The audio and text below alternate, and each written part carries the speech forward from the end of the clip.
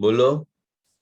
Work power energy में calculation of work कर चुके हैं हम लोग, फिर वर्क एनर्जी थ्योरम कर चुके हैं हम लोग, फिर कंजर्वेटिव नॉन कंजर्वेटिव फोर्स कर चुके हैं हम लोग।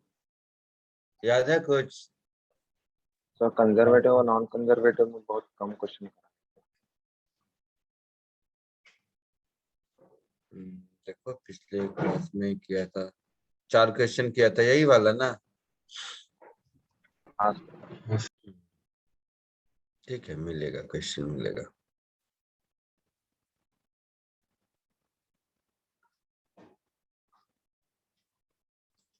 ठीक है, कुछ होमवर्क भी दिया था एससी और मैं बुक से।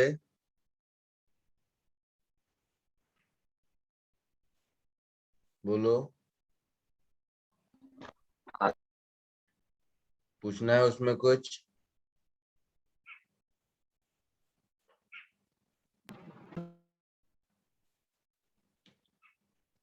बोलो, कुछ पूछना है?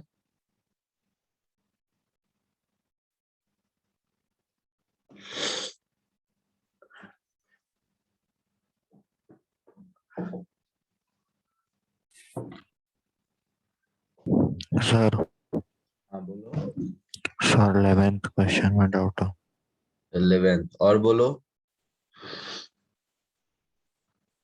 होमवर्क डिस्कस कर लो फिर आगे बढ़ते हैं। 11th और सर 10th भी। 10th भी। और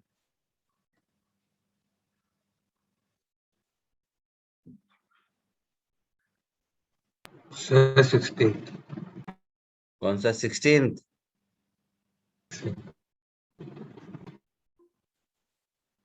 16th और बोलो।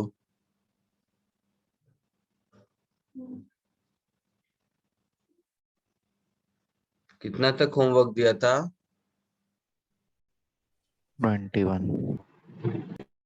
91? सर 21। 21 तक दिया था।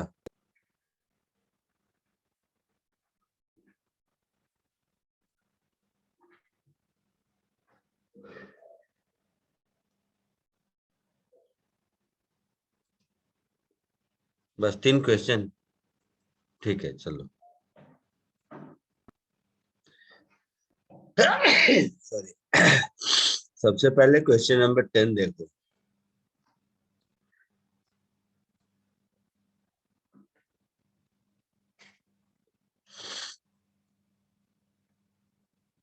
A block of mass m, a block of mass m is kept over another block of mass capital M, and the system rests on a horizontal surface. The constant force इस पे लग रहा है acting on the lower block produces acceleration F upon 2m plus m in the system. The two blocks always move together. Find the coefficient of kinetic friction between bigger block and horizontal surface. तो देखो इसका free body diagram draw करो। इसका free body diagram draw करोगे तो ऊपर small m का और नीचे कैपिटल M का। तो नीचे वाले कैपिटल M पर फोर्स F इधर लगा, इन दोनों के बीच का फ्रिक्शन इस पर इधर लगा, फ्रिक्शन 1,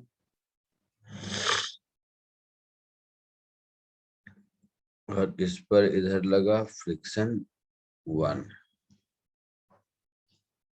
ग्राउंड और इसके बीच का फ्रिक्शन इधर लगा,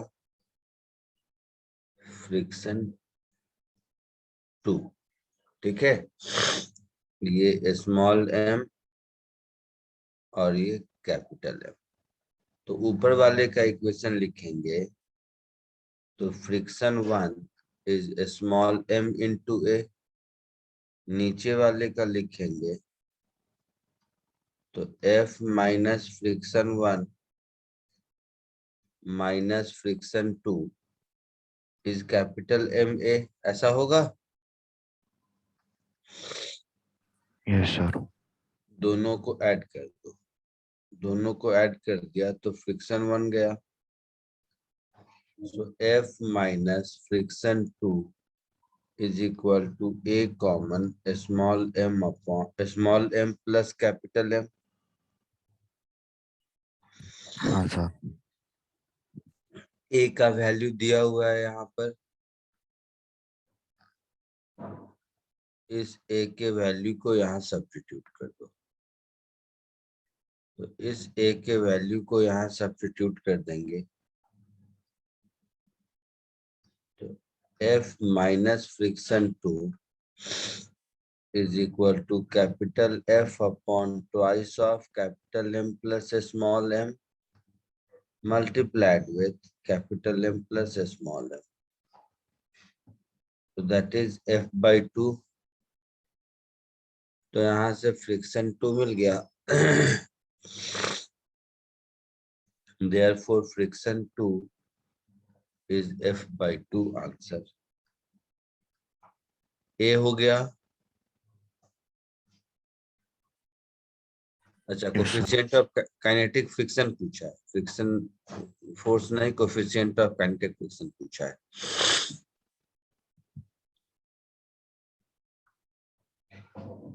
तो हम इसको ऐसे लिख सकते हैं,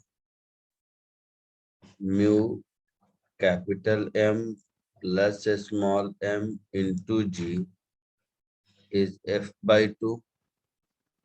So mu is equal to capital F upon twice of capital M plus small m into G।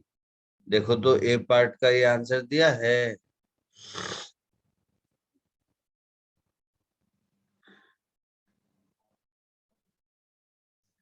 बोलो।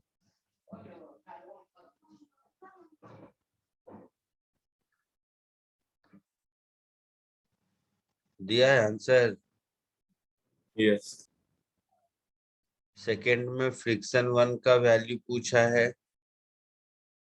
देखो बोला है ना, find the frictional force acting on the smaller block, मतलब फ्रिक्शन 1 की वैल्यू पूछा है। ये आंसर होगा सेकंड का।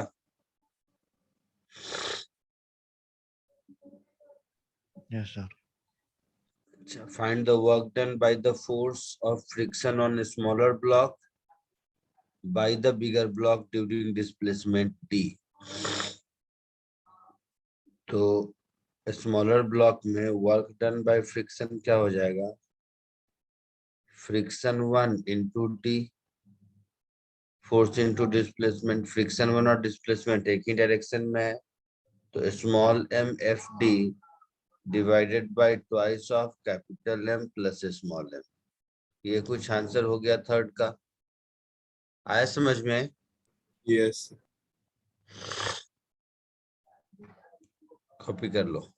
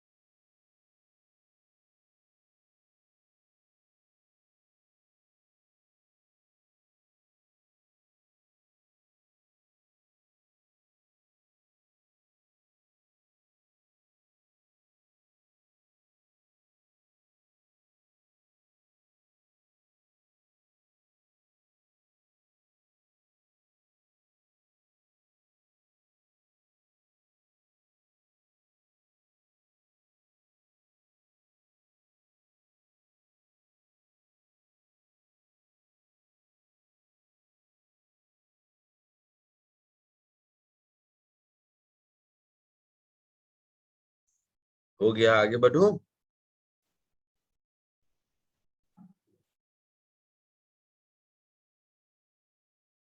बोलो, लिख लिया सबने? Sir 1 minute.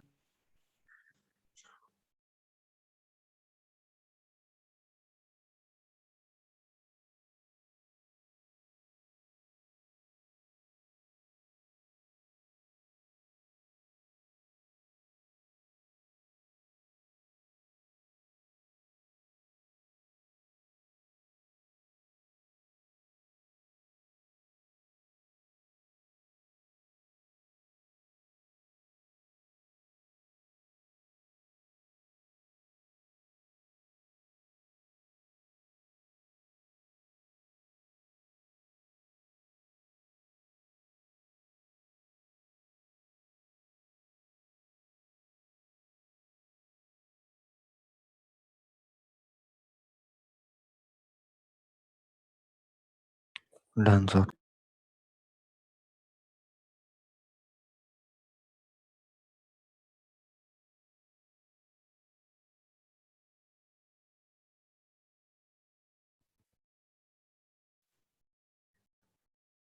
आगे बढ़े।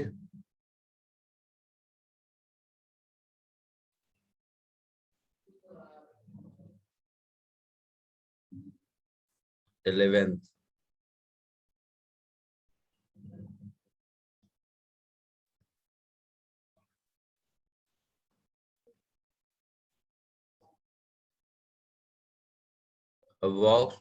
a box weighing 2000 Newton is to be slowly slid through 20 meters on a straight track having friction coefficient 0.2 with the box. Find work done by the person pulling the box with the chain at an angle theta with horizontal. ठीक है। Sir हाँ, sir ये मतलब question तो होगा, लेकिन sir वो मतलब आंसर मैच नहीं कर रहा। तो इसलिए पूछा है ना। हाँ सर। हाँ तो ठीक है ना, देखते हैं।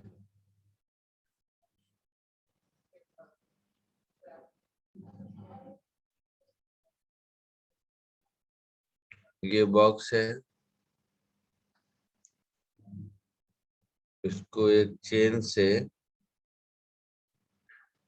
पुल किया जा रहा है विथ फोर्स F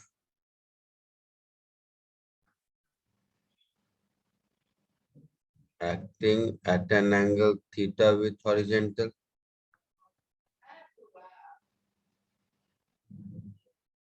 और इसका वेट है 2000 न्यूटन।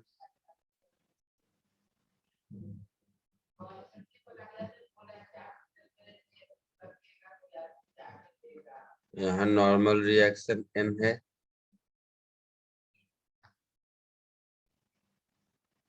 और यहाँ पर कहीं फ्रिक्शन लगेगा, यही कहानी होगी। इतने ही फोर्सेज होंगे। इस F का कंपोनेंट इधर होगा F cos थीटा और इस F का एक कंपोनेंट इधर होगा F sin थीटा। लिखा है स्लोली स्लिड। स्लोली स्लिड का मतलब है कि एक्सेलरेशन 0 है ना। Yes sir.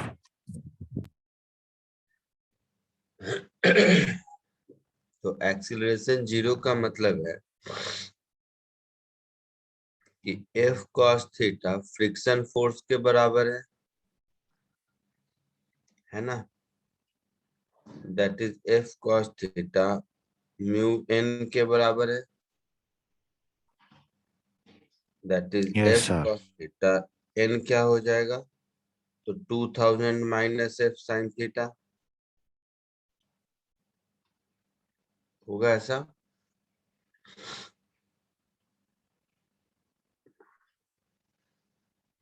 सो F इधर cos theta plus mu sin theta is equal to 2000 mu. So F की value 2000 mu upon cos theta plus mu sin theta. Mu कितना दिया है? 0.2 दिया है शायद। Yes sir. तो 2000 upon 0.2 divided by cos theta plus 0.2 sin theta, ऐसा कुछ। ए यस सर। पार्ट में क्या पूछा है? Find the work done by the person pulling the force with chain at an angle theta with horizontal. तो required work done क्या होगा? F cos theta into D. Distance D लिखा है ना।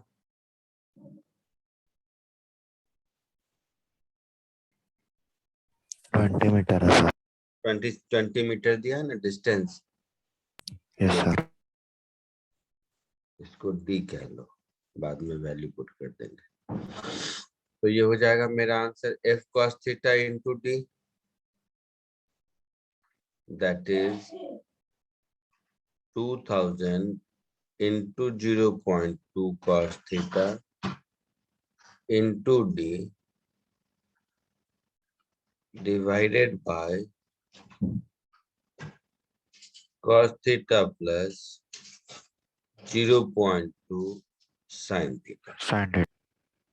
तो थीटा से डिवाइड कर दो, सो ये हो गया 2000 into 0.2 into 20 divided by 1 plus 0.2 tan theta, ऐसा कुछ आएगा। सर आपने वो टर्म को cos थीटा से डिवाइड किया। cos थीटा से डिवाइड किया।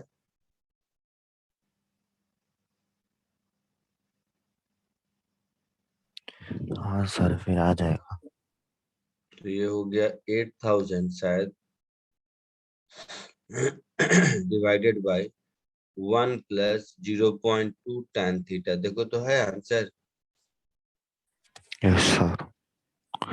सर वो मैं 8000 cos theta by cos theta plus 0.2 sin theta आ रहा था उधर से।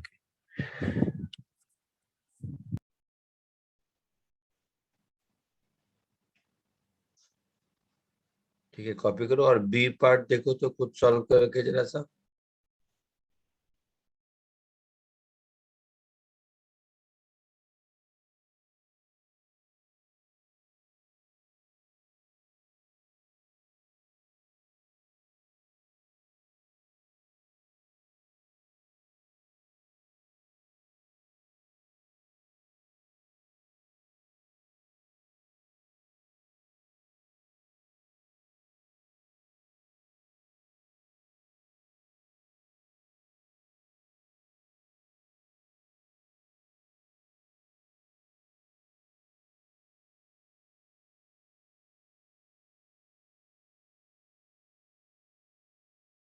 सर बी पार्ट के अंदर tan थीटा का वैल्यू मतलब मैक्सिमम होना चाहिए ना, तो वैल्यू मिनिमम होगा फोर्स का।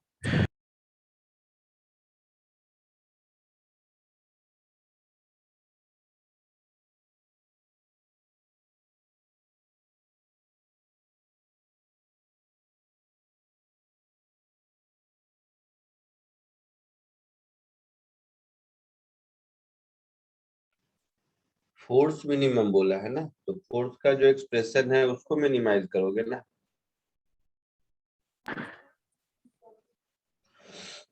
हाँ सर। तो जल्दी कोशिश करो। सर इसका ए पार्ट का आंसर मैच नहीं होता है। मैच नहीं कर रहा है। नहीं सर। क्या दिया है आंसर? तो 40,000 अपॉन 5 प्लस tan थीटा दिया। 40,000 अपॉन 5 प्लस tan थीटा। सही दिया है ना। 0.2 को 2/10 लिखोगे, दैट इज 1/5। हाँ सर, हाँ समझा। आंसर है। 0.2 को 1/5 लिख दो, देखो सेम आंसर है। हाँ sir.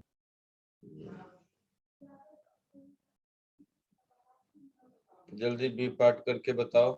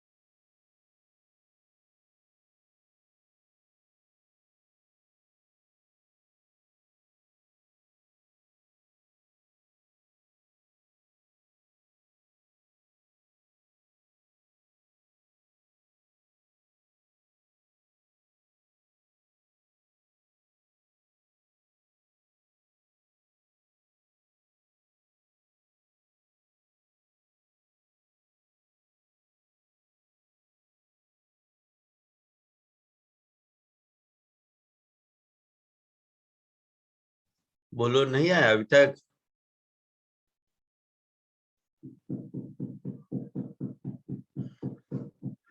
Find the work done when person had chosen a value of theta which ensure him the minimum magnitude of force. यही पूछा है।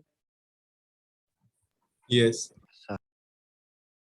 तो ये तो पहले भी कर चुके हैं फ्रिक्शन चैप्टर में।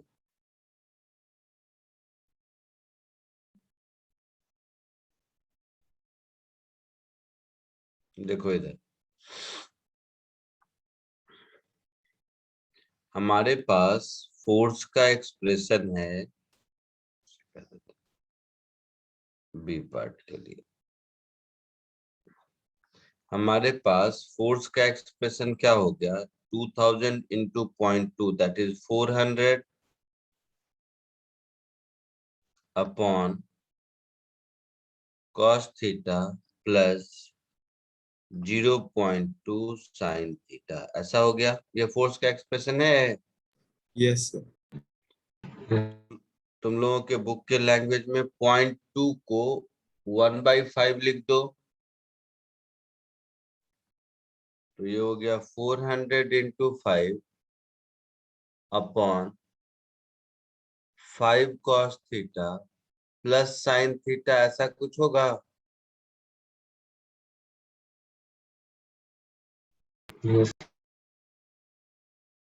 होगा। अब ये फोर्स मिनिमम कब होगा, जब नीचे वाला टर्म मिनिमम हो, मैक्सिमम होगा। Yes. Yes. So for F to be minimum,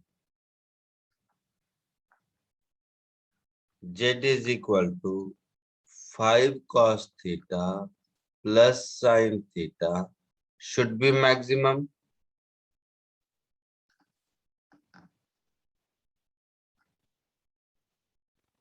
होगा ऐसा, मतलब dz by d थीटा, तो -5 sin थीटा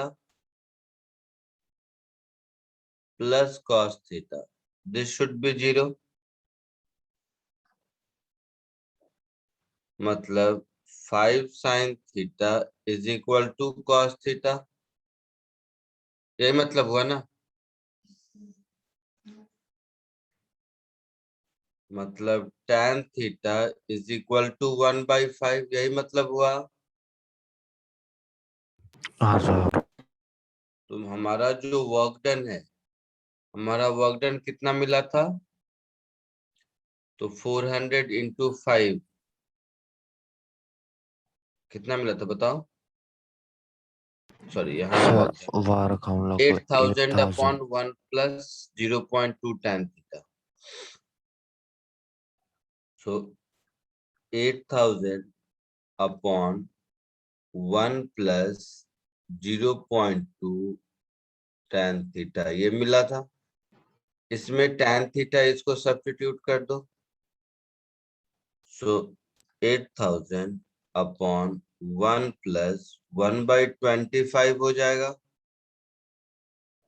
है ना। Yes sir. तो ये हो गया 25 इंटू 8000 अपॉन 26, ऐसा कुछ।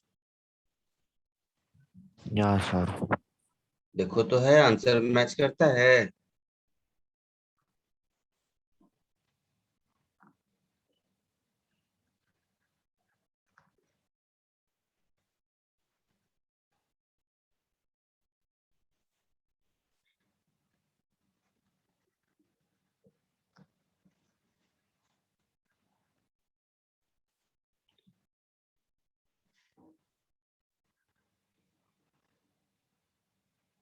लिख लो और देखो तो आंसर मैच करता है नहीं।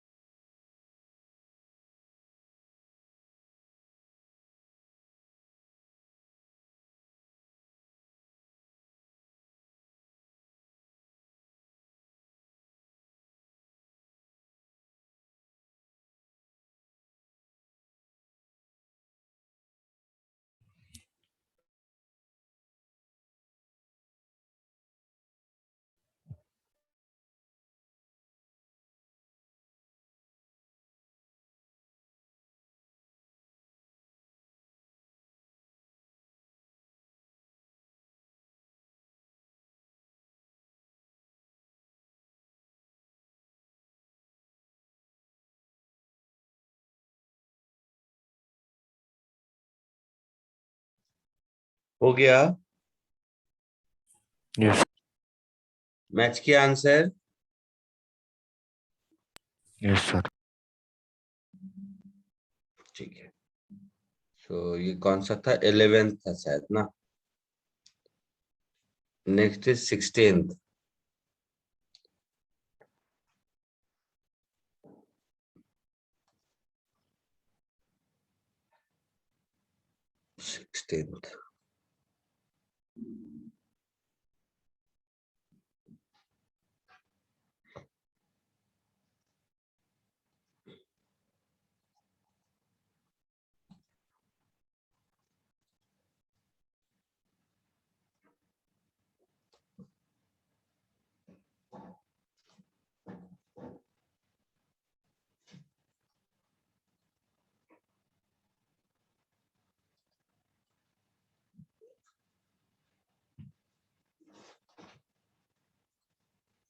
ये देखो, a block of mass 2 kg kept at rest on an inclined plane of inclination 37 degree is pulled up the plane by applying a constant force of 20 Newton parallel to the incline. The force acts for 1 second, so that work done by the applied force does not exceed 40 joule और बाकी सब। तो ऐसे समझिए, ये है inclined plane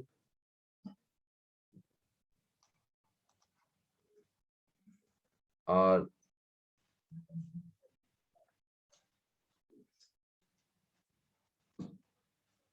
ये है उसका इंक्लिनेशन 37 डिग्री। इस पर एक 2 kg मास का ब्लॉक है।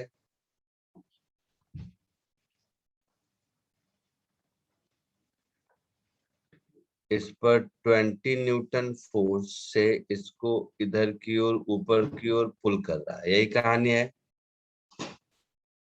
ना? तो ऐसे समझो, अगर 2 kg का है तो ये हो गया 20 न्यूटन इसका wait.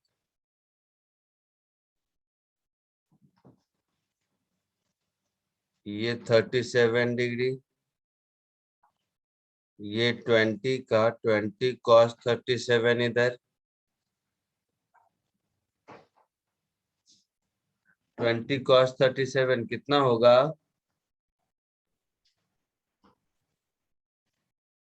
16.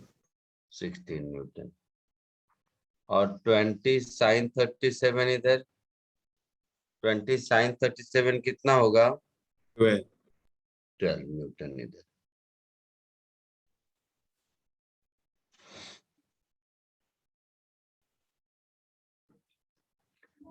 Show that work done by the applied force does not exceed 40 joule, है ना?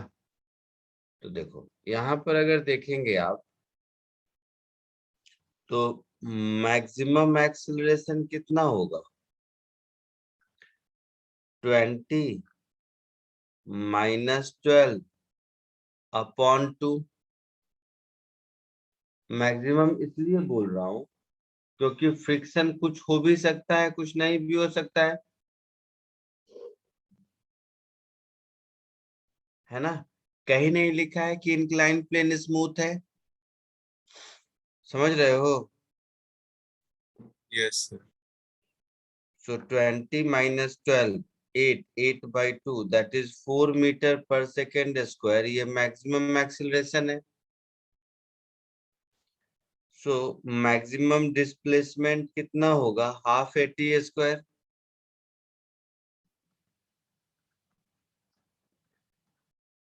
That is half into 4 into कितने टाइम में?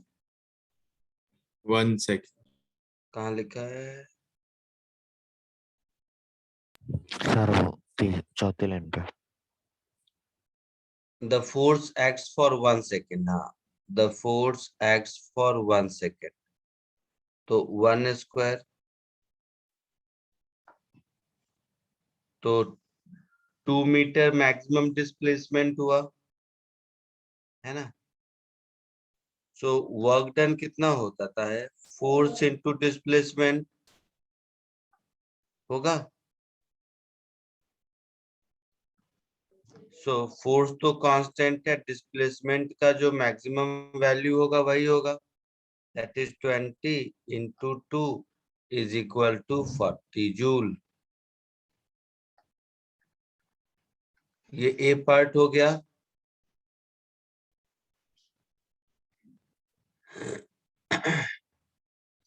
है ना। बी पार्ट में पूछा है find the work done by gravity in 1 second. तो ध्यान से अगर देखोगे तो ग्रेविटी इधर लग रहा है 20 न्यूटन, है ना। बोलो। Yes, sir. और डिस्प्लेसमेंट इधर है 2 metre.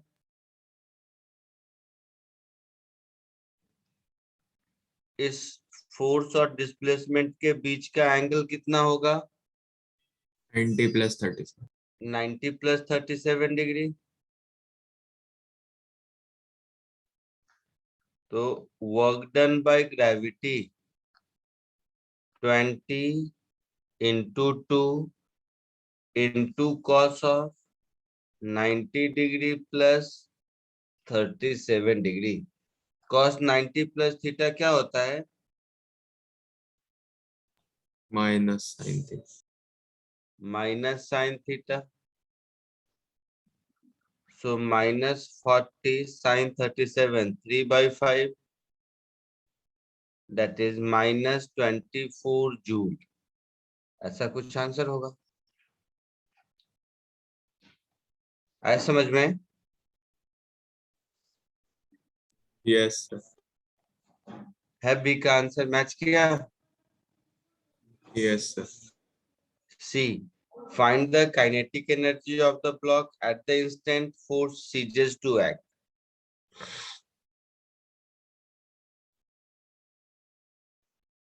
So kinetic energy is equal to half mv square, that is half into 2 into acceleration 1 आया था acceleration ना, नहीं 4 4। तो v is equal to u plus 80, that is 4 into time 1 second था। ऐसा आया समझ में?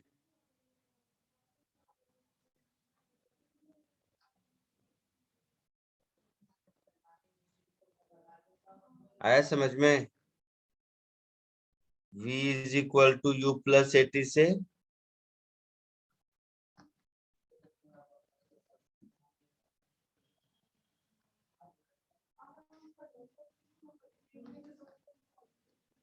ये वैल्यू v का यहाँ पुट किया। समझे कुछ? Yes, sir. मैच किया आंसर? हाँ, sir. जल्दी कॉपी कर लीजिए फिर आगे बढ़ते हैं।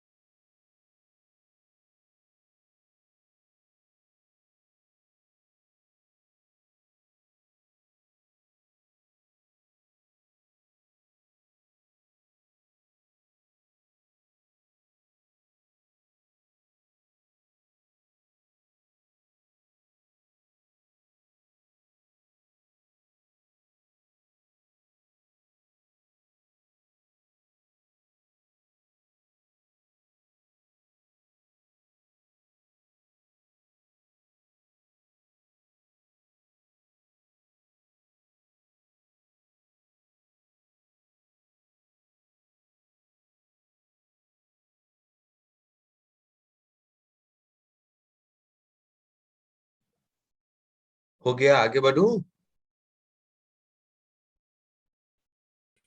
Yes sir.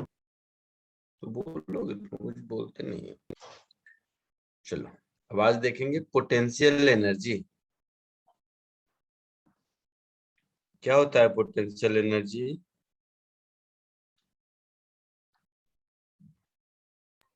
Sir amount of energy stored in a body. क्या मतलब हुआ इस बात का? सर मतलब जो एनर्जी बॉडी में पहले से मतलब मोशन में नहीं है।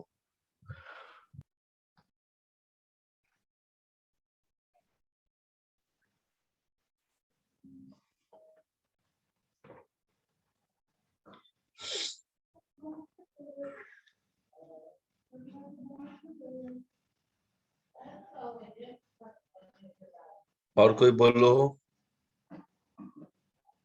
stored energy of body at rest. Energy possessed by a body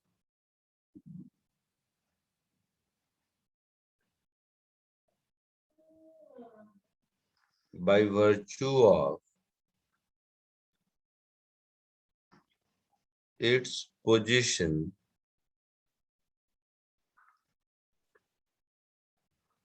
or configuration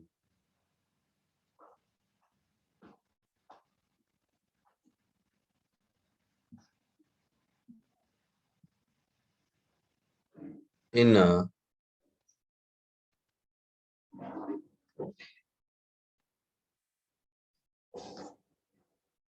conservative field.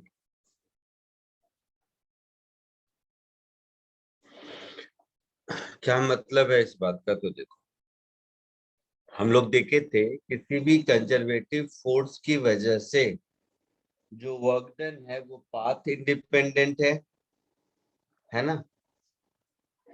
तो किसी भी कंजर्वेटिव फोर्स, कोई भी कंजर्वेटिव फोर्स किसी भी ऑब्जेक्ट पर जो वर्क डन करेगा, वो वर्क डन उस ऑब्जेक्ट में पोटेंशियल एनर्जी के फॉर्म में स्टोर होता है। सो ये तो ठीक है, ये तो स्कूल वाला डेफिनेशन है, बट एक्चुअली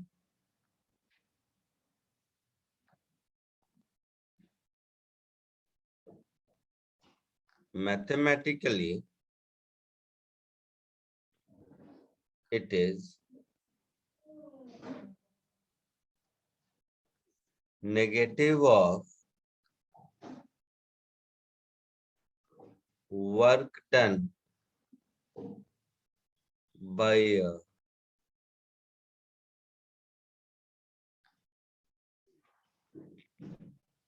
conservative force.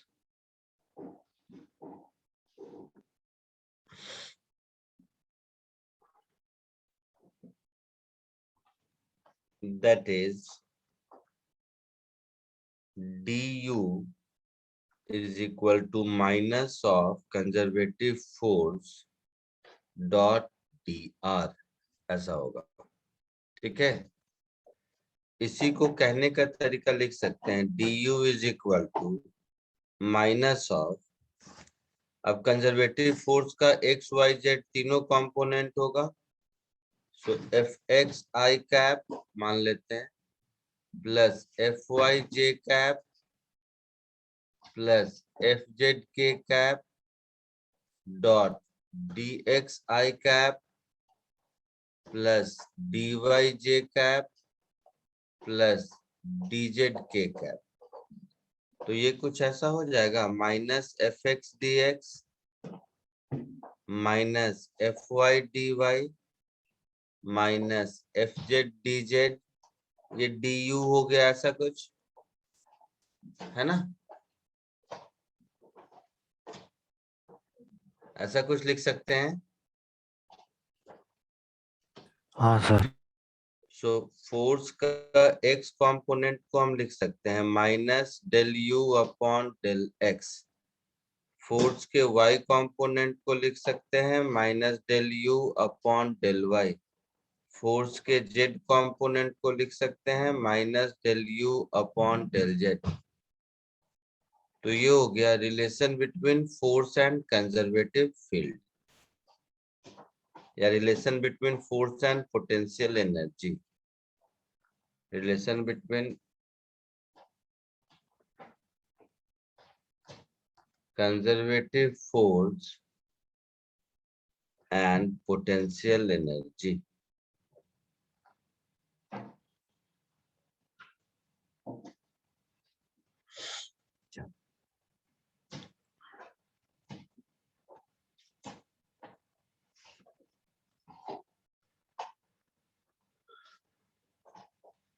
जैसे अब ये पोटेंशियल एनर्जी इनफाइनाइट टाइप का होता है। इनफाइनाइट टाइप का मतलब ये हुआ, जैसे ग्रेविटेशनल पोटेंशियल एनर्जी सुने होगे। Yes sir.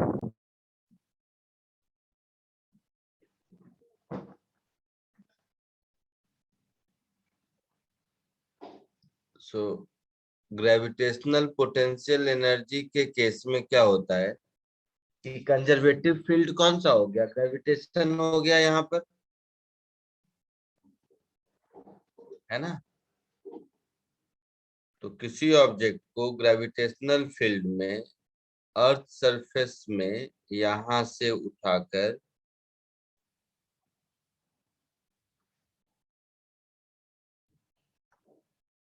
अगर आप यहां ले जाओगे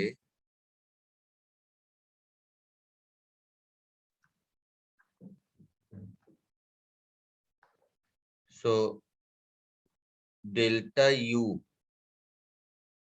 which is U2 minus U1, ये क्या होगा, negative of work done bye gravitation. तो mg नीचे, डिस्प्लेसमेंट h ऊपर, तो work done bye gravitation minus mgh हो गया। तो U2 minus U1 plus mgh हो गया। हाँ सर। दूसरा जैसे देखो, elastic potential energy of a spring,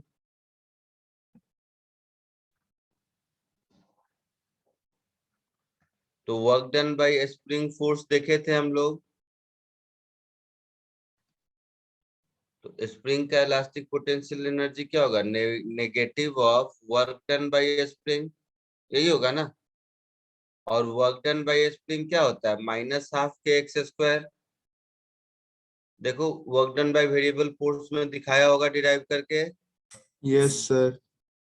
तो इलास्टिक पोटेंशियल एनर्जी हो गई हाफ के एक्स स्क्वायर। तो इस चैप्टर में ये दोनों पोटेंशियल एनर्जी आपका यूज होगा। वैसे पोटेंशियल एनर्जी और भी इनफाइनाइट टाइप के हो सकते हैं, डिपेंड करता है फील्ड कैसा है। इलेक्ट्रोस्टैटिक पोटेंशियल एनर्जी भी होगा अगर चार्ज पार्टिकल है तो। बट मैकेनिक्स में इस चैप्टर में आपको ये दोनों पोटेंशियल एनर्जी की जरूरत पड़ेगी। समझ आया।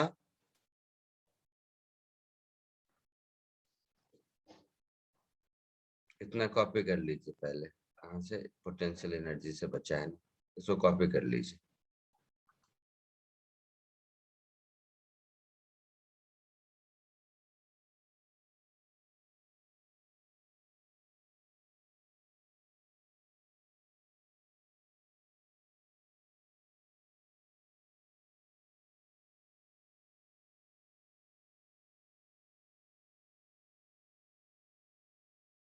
सर वो रिलेशन बिटवीन कंजर्वेटिव एनर्जी और पोटेंशियल एनर्जी में सर वो 2U लिखा है ना। कहाँ पर बेटा, सर वो रिलेशन में सर वो 2U लिखा है ना। 2U कहाँ है, 2 कहाँ दिख रहा है आपको। सर वो relation between conservative force and potential energy. हाँ, fx minus du by dx, fy minus du by dy, fz minus du by dz, ऐसा है। हाँ वही सर। सर वो कैसे करेंगे क्या ये कैसे आया, ऐसा पूछ रहे हो। रिलेशन? तो देखो ना, ये तो सब ऊपर पढ़ चुके हैं पिछले लेक्चर में, देखो कैसे।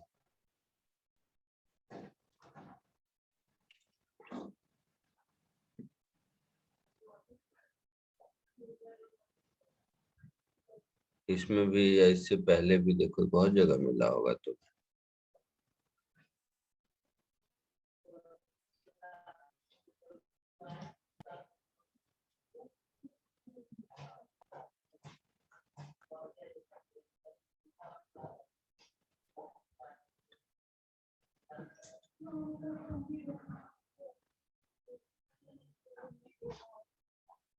इससे भी पहले होगा, बहुत जगह फर्स्ट लेक्चर में बताया होगा ना, किसी भी फोर्स का वर्क डन निकालते हैं, हाँ ये sir. F dot D R में देख रहे हो, हाँ F X D X F Y D Y F Z D Z दिखा। हाँ तो ये जो डी डब्ल्यू है यही डी यू है, तो डी यू इन तीनों का सम होगा।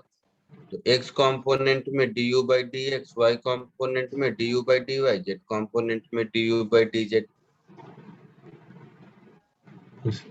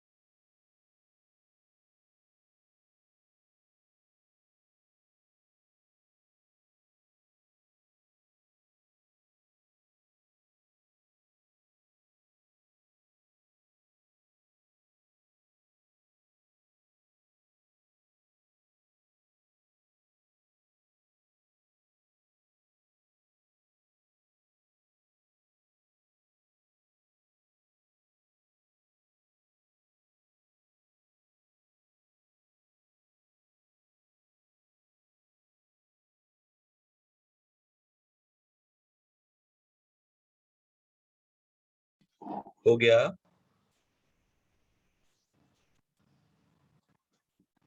लिख लिया सबने? हाँ सर। तो बोलोगे, तुम लोग बैठे रहते हो तो। चलो, कुछ ग्रेविटेशनल पोटेंशियल एनर्जी कैलकुलेट करो।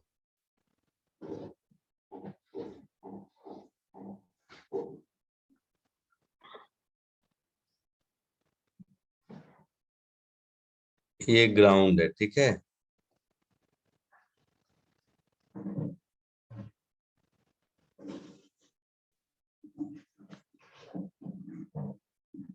इस ग्राउंड को रेफरेंस ले लो। रेफरेंस मतलब जीरो पोटेंशियल एनर्जी। और एक यूनिफॉर्म रॉड है जिसका मास m, लेंथ l है।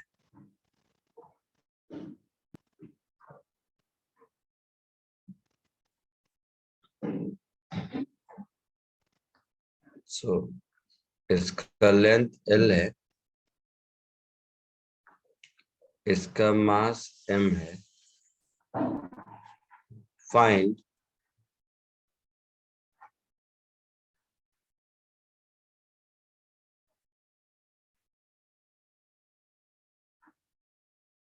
Gravitational potential energy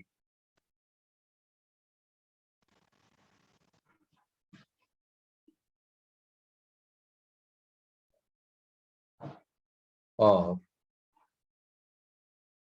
this uniform rod. समझ आया?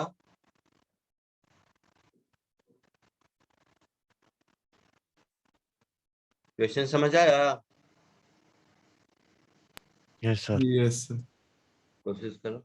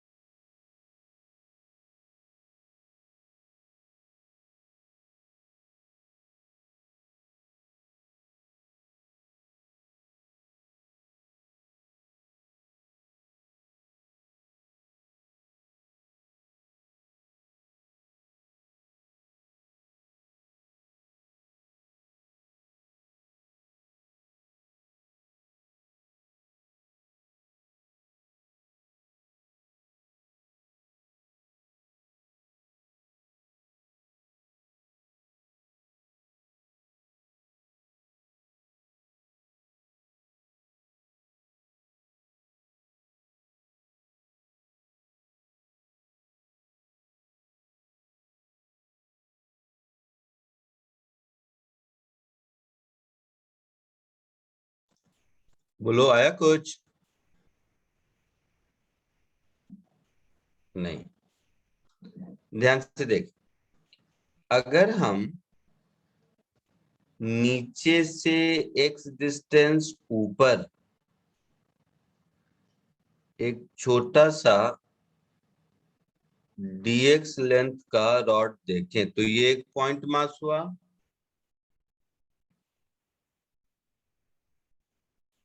बोलो, बोलना भाई। तो ये जो पॉइंट मास होगा, इस पॉइंट मास के पोटेंशियल एनर्जी को मैं लिख सकता हूँ dm इंटू जी इंटू एक्स।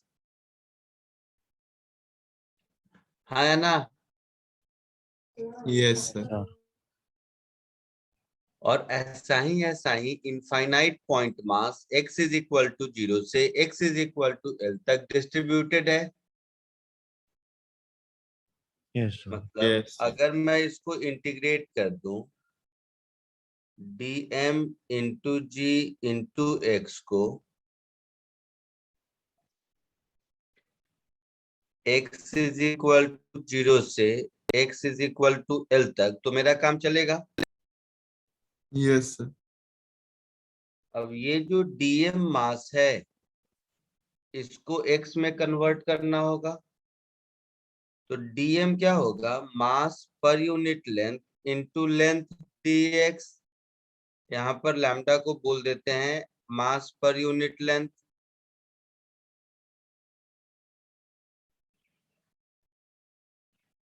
है ना?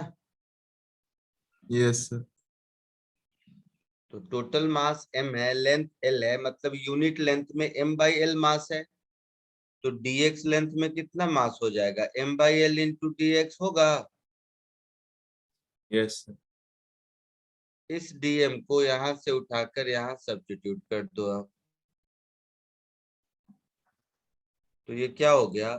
Integral m upon l g x dx 0 to l हो गया ऐसा।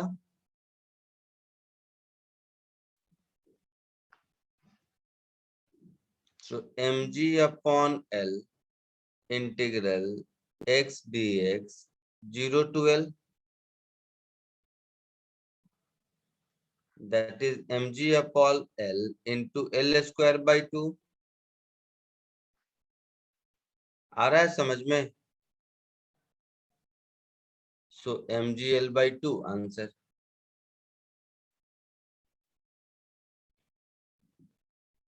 समझा सबने?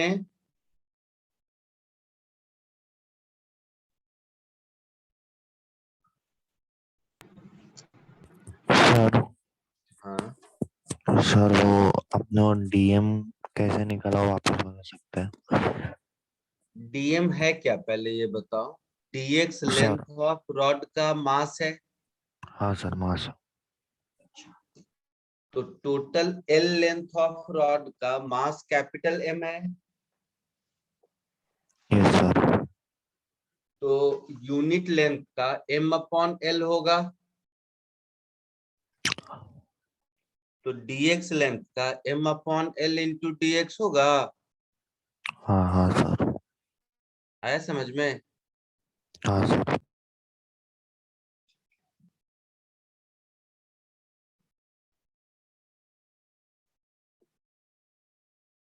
आगे बढ़े। सर खाली एक मिनट क्या बोल रहे हो? सर एक मिनट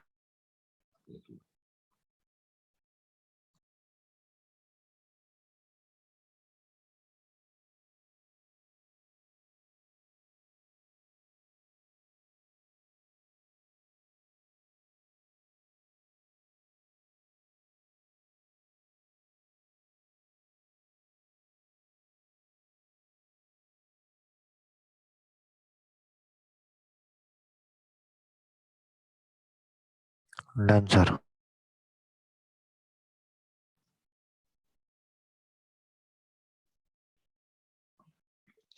एक और करो सिमिलर सा।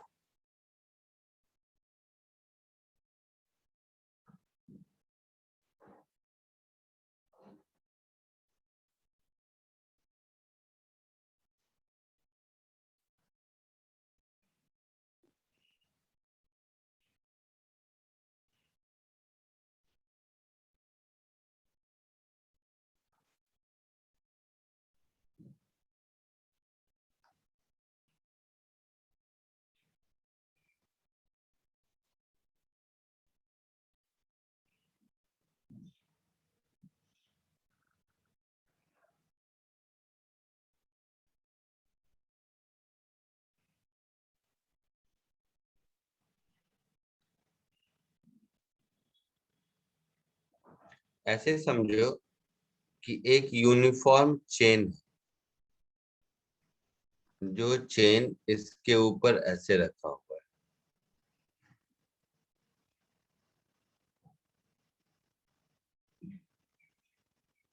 ठीक है। इस चेन का मास m है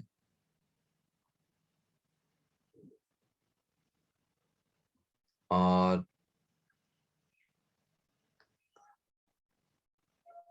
इसका रेडियस जिस पर रखा हुआ है स्फीयर पर r है। ये जो ग्राउंड है इसको रेफरेंस मान।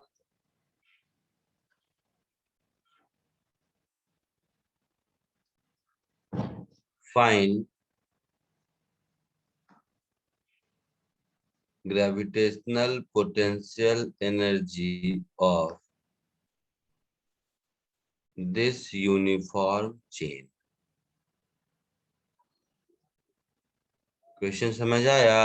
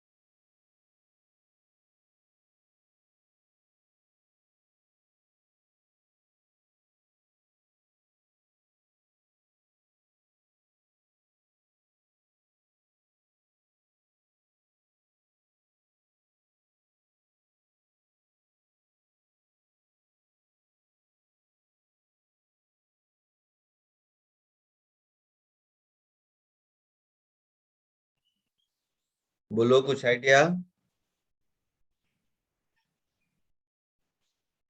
Sir mgr/pi।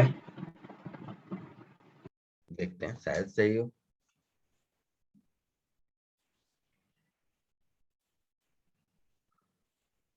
कैसे किया? सर पहला यूनिफॉर्म लेंथ निकाला, पाई आर हो जाएगा वो, फिर बोलो बोलो, सुन रहा हूँ।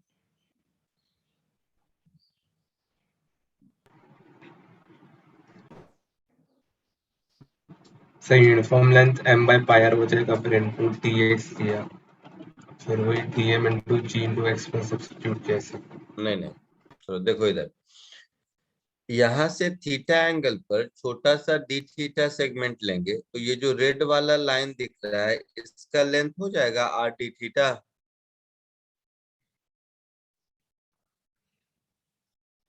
बोलो।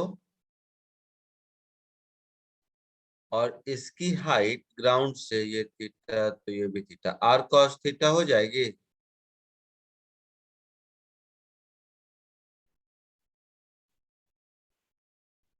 बोलो।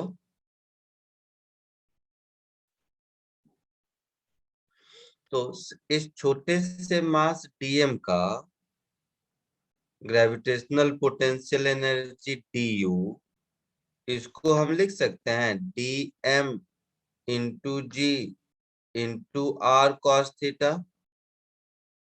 हाँ या ना?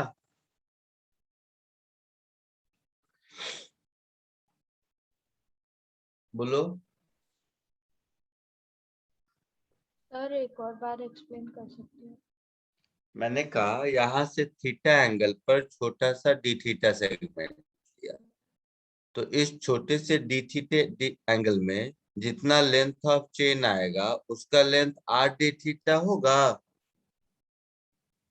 ये जो रेड वाला डॉट है बड़ा सा, उसका लेंथ यस सर। आएगा। इस लेंथ का मास अगर डीएम है तो केवल इस रेड वाले की पोटेंशियल एनर्जी क्या हो जाएगी, डीएम इंटू जी इंटू ये वाली हाइट एच, और ये जो रेड वाली डॉटेड हाइट दिख रही है वो तो आर कॉस थीटा होगी।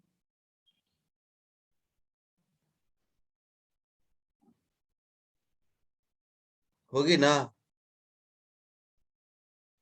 हाँ सर, हाँ सर। एंगल थीटा ये आर, तो ये हाइट आर कॉस थीटा होगी। बोलो। यस। अच्छा, ऐसा ही सिमिलर कहानी अगर इस साइड करेंगे तो भी यही होगा।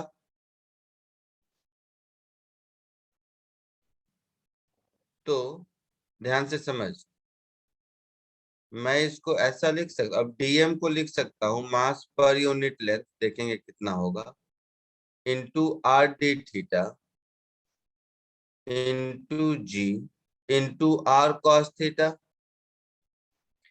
दैट इज मास पर यूनिट लेंथ इंटू जी into R square cos theta D theta, ये डी यू होगा।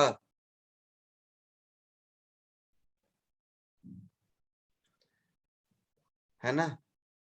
बोलो। अगर हम इसको इंटीग्रेट कर दें, थीटा इज इक्वल टू 0 से 90 तक, थीटा इज इक्वल टू 0 से 90 तक, तो राइट वाला हाफ हो जाएगा, और उसको डबल कर दे तो दोनों मिला के हो जाएगा। है ना? Yes. सो जो हम लोगों को पोटेंशियल एनर्जी चाहिए, वो पोटेंशियल एनर्जी कुछ ऐसा हो जाएगा, integral of twice of D U from theta is equal to 0 to 90 degree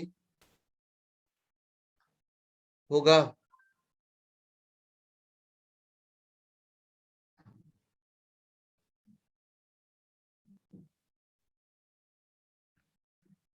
बोलो, होगा ऐसा? Yes. कॉस थीटा का इंटीग्रेशन क्या होता है?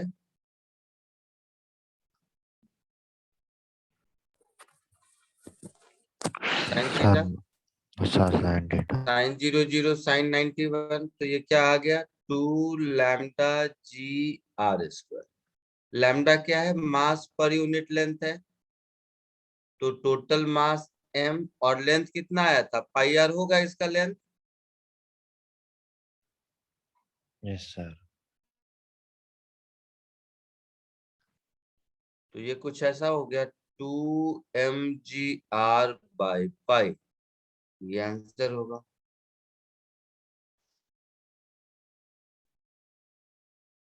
समझे कुछ?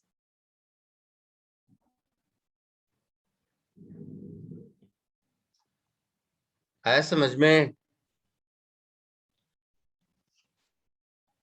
हाँ सर। जल्दी कॉपी कर लीजिए।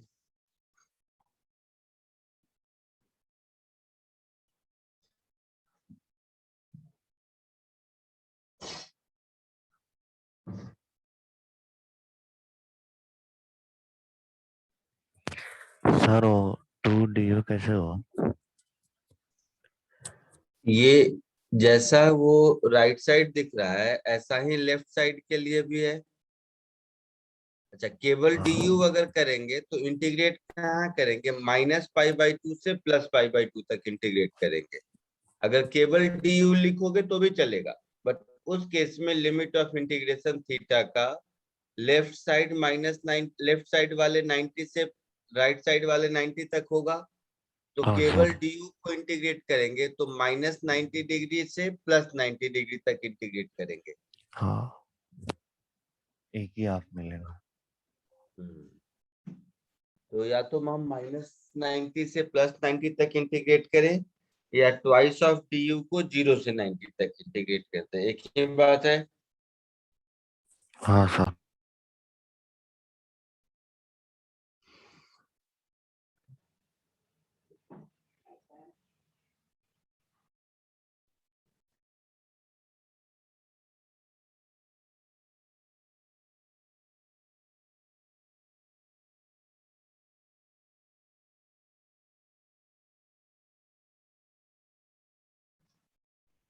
हो गया? Sir wait.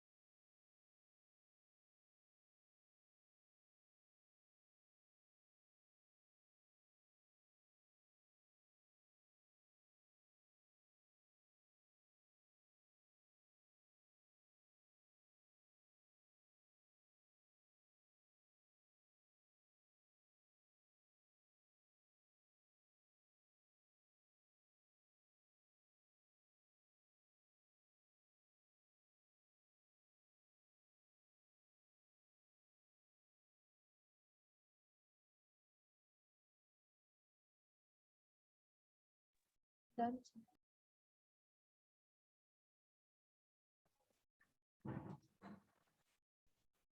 हो गया? चलो अब देखो, वर्क एनर्जी थ्योरम हम लोग पढ़ चुके हैं सब लोग। Yes sir. अब देखो, from work energy theorem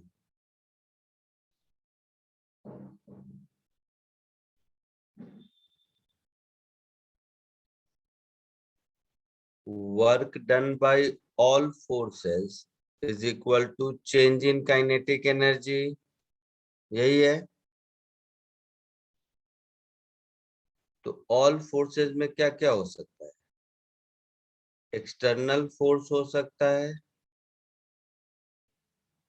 internal force हो सकता है ना? Yes sir. कंजर्वेटिव फोर्स हो सकता है, नॉन कंजर्वेटिव फोर्स हो सकता है, सबका वर्क डन मिला के चेंज इन काइनेटिक एनर्जी होगा।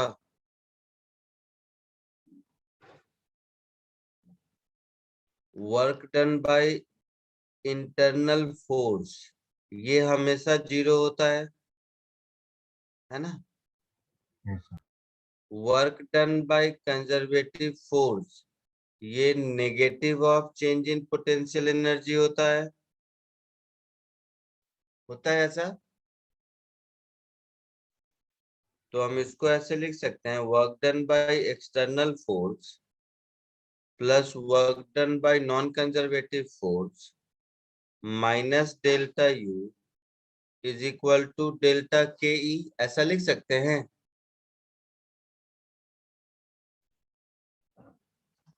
बोलो। Yes, Yes. sir. So work done by external force plus work done by non-conservative force is equal to change in potential energy plus change in kinetic energy,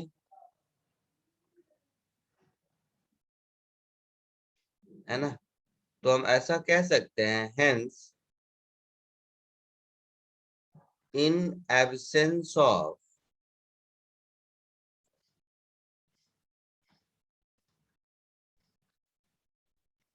external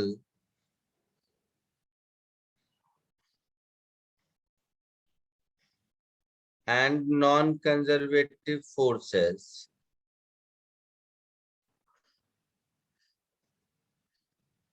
अब external force नहीं है, non conservative force नहीं है, तो delta U plus delta K ई 0 होगा।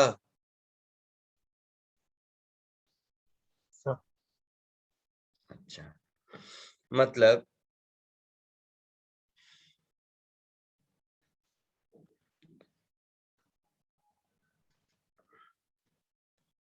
इसका मतलब delta of u plus kinetic plus potential energy 0 होगा।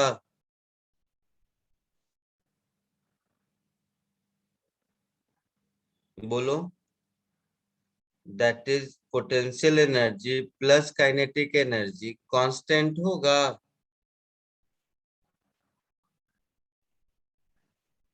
That is total mechanical energy. देखा था हम लोगों ने, मैकेनिकल एनर्जी 2 टाइप के होते हैं, ये कांस्टेंट होगा।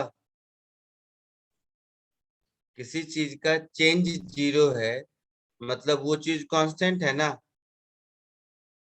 Yes, sir. बात समझ आ रही है। Yes, sir. So total mechanical energy of the system constant होगा।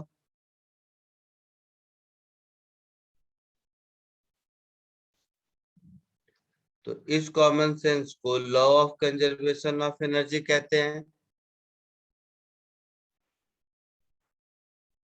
पढ़ते थे ना स्कूल में।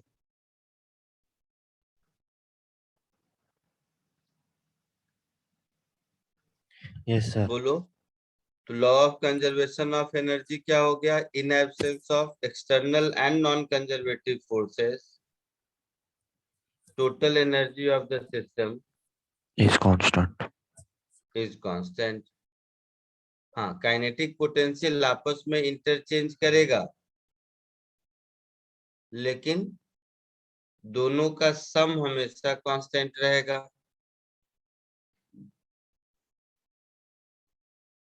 क्लियर है। Yes, sir. कॉपी कर लीजिए इसको।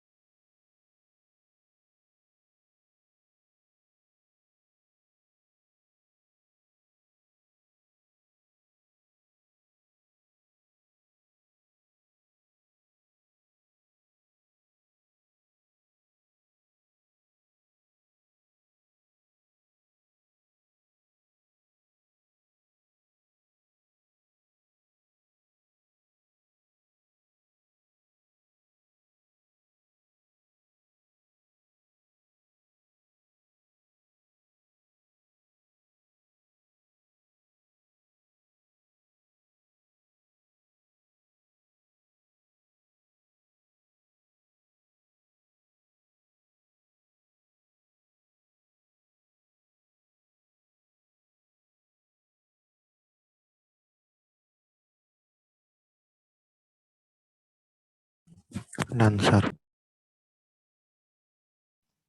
हो गया? आगे बढ़े। हाँ सर। अब एक छोटा सा कॉन्सेप्ट है जिसको पावर कहते हैं। क्या होता है?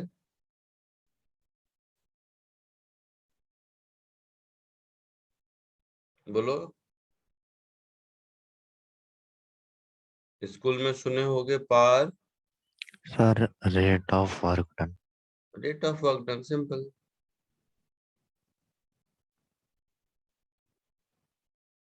So power is nothing but rate of work done.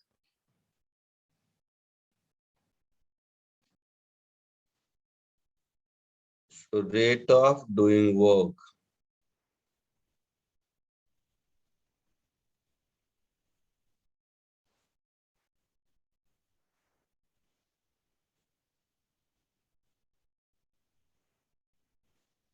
So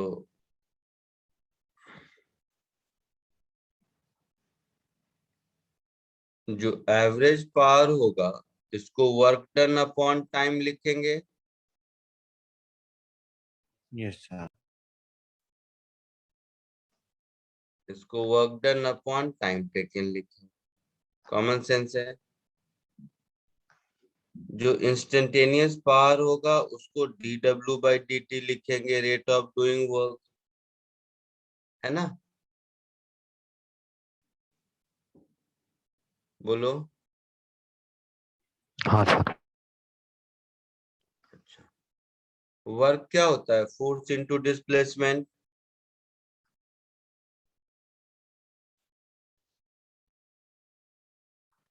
so power P को हम लिख सकते हैं d/dt ऑफ F.S।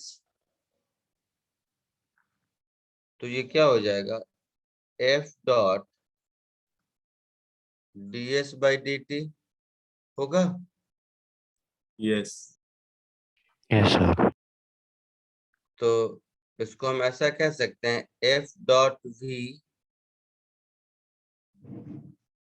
ये इंस्टेंटेनियस पावर हुआ। Yes sir.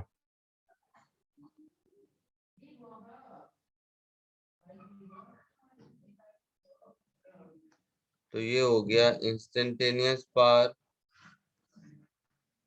है समझ में? पावर का यूनिट क्या होगा? Rate of doing work, that is joule पर सेकेंड।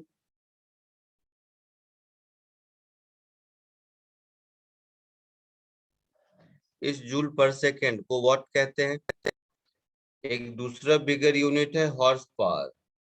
तो 1 हॉर्स पावर कितना होता है? 746 वॉट के बराबर होता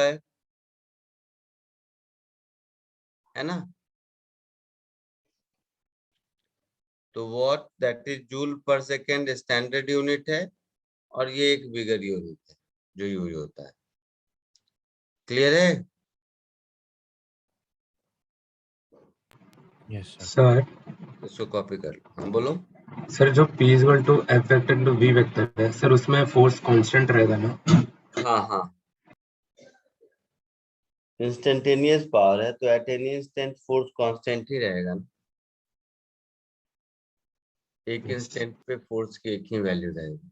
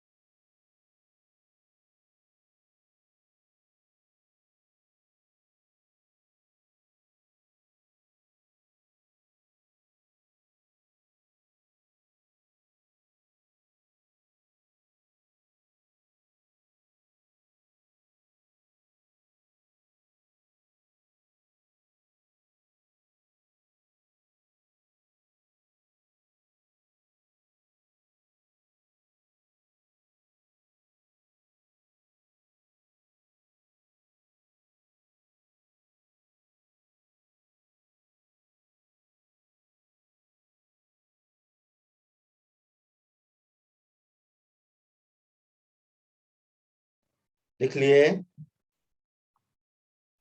यस सर। आप लोग एससी वर्मा में रिमेनिंग जितने सम है, सर्कुलर मोशन शुरू हो गया तुम लोगों का? हाँ सर। हाँ सर। तो एससी वर्मा में अगर देखोगे तो कहाँ के बाद बता देता हूँ। सर सर्कुलर मोशन के 2 ही लेक्चर हुए। क्वेश्चन नंबर 52 से लेकर 64 तक सर्कुलर मोशन, तो उसको छोड़ के आप सब सॉल्व कर सकते हैं। आई बात समझ में? Okay sir. सो होमवर्क में एससीवी क्वेश्चन नंबर 1 to 51, जिसमें से 1 to 21 पहले दे चुका था शायद, यस सर। है ना? सो 22 to 51 फ्रेश है, बाकी पुराना है। Yes sir. जो 52 से 64 है, ये वर्क पावर एनर्जी चैप्टर में है, बट वर्टिकल सर्कुलर मोशन के क्वेश्चन है। ठीक है, तो वो सर्कुलर मोशन सर पढ़ाएंगे तब करना, क्योंकि सर्कुलर मोशन के लास्ट सेक्शन में आएगा वर्टिकल सर्कुलर मोशन के। ठीक है, तो ये आपको नहीं करना है अभी, मतलब करना है, अगर पढ़ लिए होते तो करना है, बट अभी तक नहीं पढ़े हो तो जब सर्कुलर मोशन चैप्टर खत्म हो जाएगा तब करना। ठीक है, तो इसको टाइम बीइंग अभी आप रहने दीजिए। ये आपका होमवर्क है, अगली क्लास में डिस्कस करेंगे। एससी वर्मा सॉल्व करने के लिए जितनी थ्योरी हो चाहिए थी सब हो गया है। ठीक है, यस सर। तो ये हम लोग नेक्स्ट क्लास में डिस्कस करेंगे।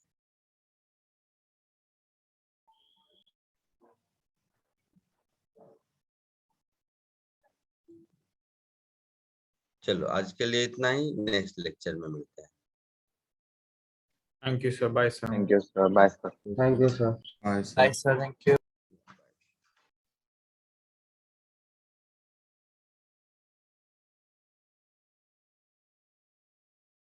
Thank you sir. Bye sir.